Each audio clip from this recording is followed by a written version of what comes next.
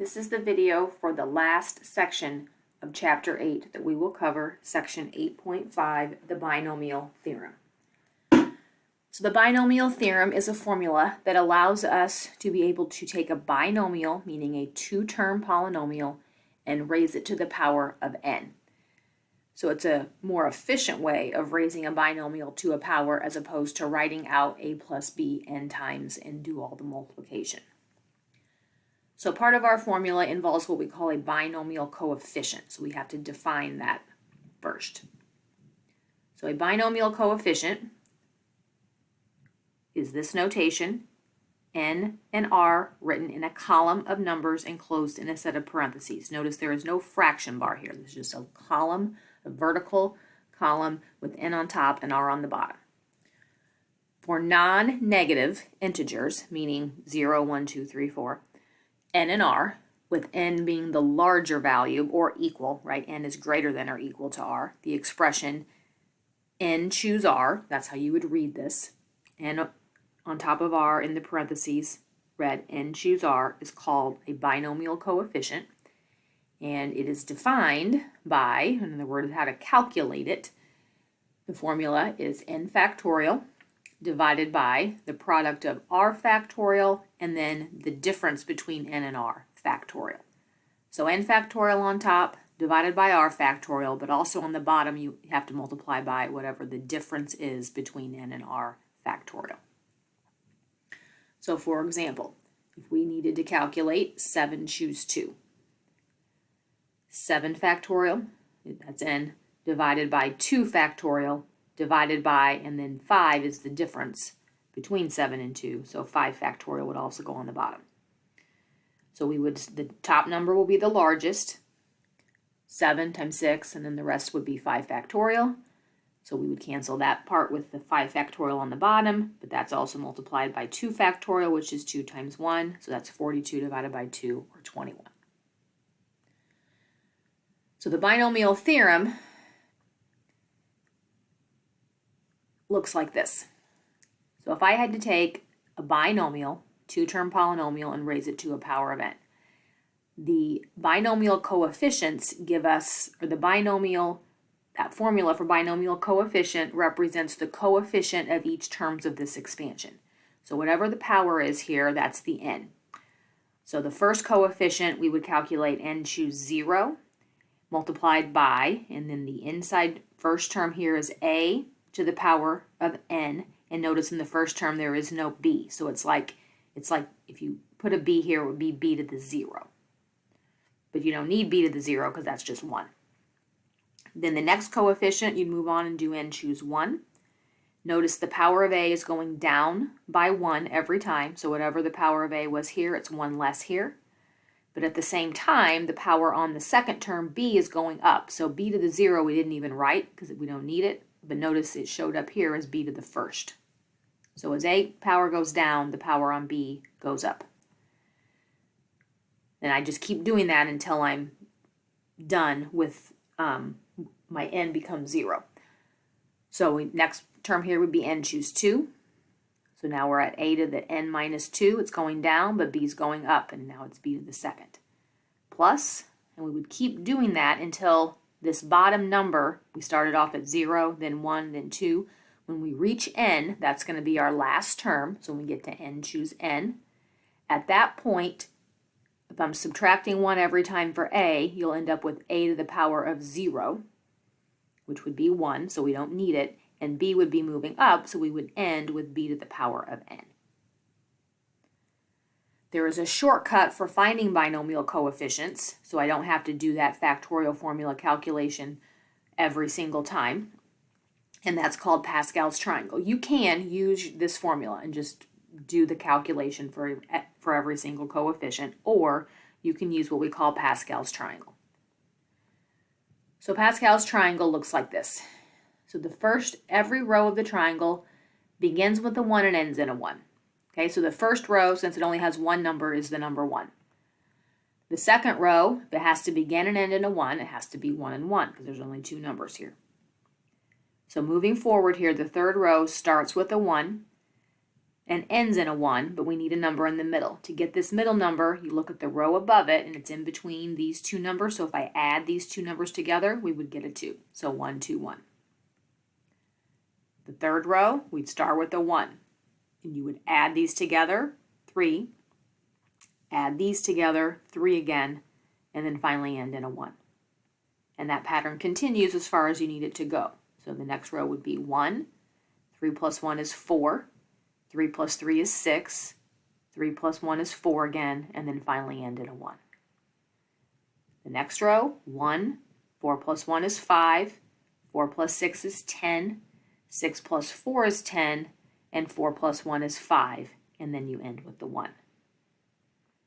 And then 1. 1 plus 5 is 6. 5 plus 10 is 15. 10 plus 10 is the 20. 10 plus 5 is 15 again. 5 plus 6 is 1. 5 plus 1 is 6, and then we end with the 1. And we could keep going if we needed to go further based on what we needed. So the significance of these numbers in terms of my binomial expansion is that this top row would represent the coefficient if the power was 0. If I had a binomial to the 0 power, the answer would just be 1. The second row would be coefficients for the power of 1. And remember that we're just talking about the coefficients. Okay, so if I had a plus b to the first, we would just get a plus b, meaning the coefficients of those numbers would be 1 and 1. For the power of 2, the coefficients would be 1, 2, and 1. For the power of 3, coefficients 1, 3, 3, 1, etc. So whatever the power is on your binomial, the row you would need to use to find the coefficients is the row when that number comes second. Oops.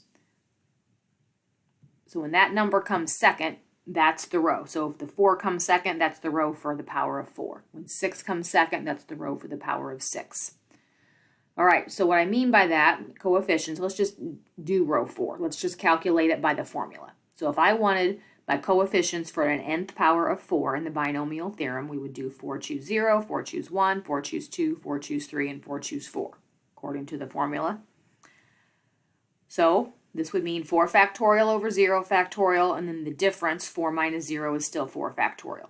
So that would be the 4 factorials would cancel. 0 factorial is by definition 1, so we would just get 1. Any number choose 0 will be 1. That's why all these rows begin with a 1. 4 choose 1 would be 4 factorial over 1 factorial, and the difference between them would be 3 factorial. Well, this would be 4, 3, 2, 1. This would be 3, 2, 1. So that would simplify to just 4 divided by the 1, which is 4. Then we move on to 4 choose 2. That's 4 factorial over 2 factorial, and then the difference is 2. So 2 factorial. So 4, 3, 2, 1. This would be 2, 1 would cancel the 2, 1. So 4 times 3, 12, divided by 2 factorial is 2, which would be 6. 4 choose 3. 4 factorial over 3 factorial, 1 factorial. Notice the symmetry in the triangle. How if you start from the right versus the left, it doesn't matter. That's because of this. 4 choose 3, the formula, is really the same thing as 4 choose 1, right? Because the difference here is 3, and the difference here is 1, so we get the same two expressions in the denominator, so that value will also be 4. And then 4 choose 4 is the same as 4 choose 0. So we get 4 factorial over 4 factorial, and then the difference would be 0 factorial, and that's the same thing that we ended up with over here.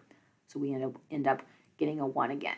So notice these numbers that we would get by utilizing our binomial coefficient formula are the same numbers that I see in this triangle, 4, 6, or 1, 4, 6, 4, 1. So when you're expanding a binomial, you can calculate coefficients either way. Generate the triangle down to the row that you need, or utilize your factorial notation. All right, so how do we use it to expand an expression? So let's just use this row that we just calculated here to expand x plus 3 to the power 4. So since the power is 4, we would find our coefficients this way, or using that row of the triangle and get the 1, 4, 6, 4, 1. And then we follow the pattern that we saw in the definition. So we first start by writing down the coefficient, 1. And then that gets multiplied by this first term to the power of 4. There is no second term at the beginning because it's like 3 to the 0, which is 1. Plus, then we move on to the second number in our list, coefficient of 4. Now remember, this power is moving down, so now that's x cubed, but this b term, this second term here now has a power of 1, so 3 to the first. Plus, next coefficient is 6. Now x has a second power because it's moving down, and now 3 would have a second power also because it's moving up. It was a 1, so it's going up to 2, and this was a 3, so it's going down to 2. Plus, my next coefficient is 4. X now is to the first power because it's moving down, and 3 now is up to the power of 3. Plus, and then finally the 1, my coefficient on the end. X now would be to the 0 power, so it's not there, and then 3 would move up to have the 4th power. And then you're just going to simplify. So this first term is simply x to the 4th. Here we got a 4 times a 3, so that's 12x cubed. 3 squared is 9, so 6 times 9 is 54x to the second. 3 cubed is 27, so 4 times 27 is 108x. And 3 to the 4th is 81, so the end term here is 81. And that's the alternative to writing out x plus 3 times x plus 3 times x plus 3 times x plus 3 and foiling and multiplying and expanding all those terms out. All right, so let's try another example. This one, 2x minus 5 to the power of 5. So the first thing I'm going to do are list my coefficients. So I get the coefficients from the triangle. If you look back up here at the triangle, the coefficients for n equals 5 were 1, 5, 10, 10, 5, 1. So I just wrote those down here, 1, 5, 10, 10, 5, 1. And now I'm going to do that same pattern. Here, my a value is 2x, that entire quantity. And this time, because there's subtraction, you think of this as plus a negative. So you think of the b value as being negative 5. So the number from my coefficient list, the first one is a 1. We start off with the quantity 2x to the power of 5. Plus, this 5 comes from my next coefficient. Now the 2x has the 4th power, but now the negative 5, the second term in my binomial, has a first power. Plus, next number from my list here, 10. The 2x quantity is now the third power, and the negative 5 is raised to the second because it's moving up. Plus another 10. Now 2x would have the second power, and negative 5 would go up to the third power. Plus, now we're at 5. 2x is now the first power. Negative 5 is up to the 4th power. And then finally 1, we'll come down here because I ran out of room, so plus the coefficient of 1. The 2x is now the 0 power, so it's not here, and we're at negative 5 to the 5th. These other values below are just the simplifying step we're going to do next. All right, so that's the expansion, so now I simplify. So the 1 stays here, 2 gets the 5th power, so 2 to the 5th is 32, x to the 5th. Here we got a 5, 2 to the 4th is 16, x to the 4th times negative 5. 10, 2 to the 3rd is 8, x to the 3rd, and negative 5 squared is 25. 10, 2 squared is 4, x squared, and negative 5 cubed is negative 125. 5, 2x, and negative 5 to the 4th is 625. And then this last term we had the 1, and then negative 5 to the 5th is negative 3,125. So then the final step of cleaning this up, this first term would be 32x to the 5th. Here we're going to multiply 5 times 16 times negative 5, which is going to give me negative 400 x to the 4th. 10 times 8 times 25 is 2,000 x cubed. 10 times 4 times negative 125 is negative 5,000 x squared. 5 times 2 times 625 is 6,250 with an x from here. And then this term is just minus 3,125. So these numbers are pretty large. Right, and that is the end of section 8.5 and the end of the material that we cover for Math 112.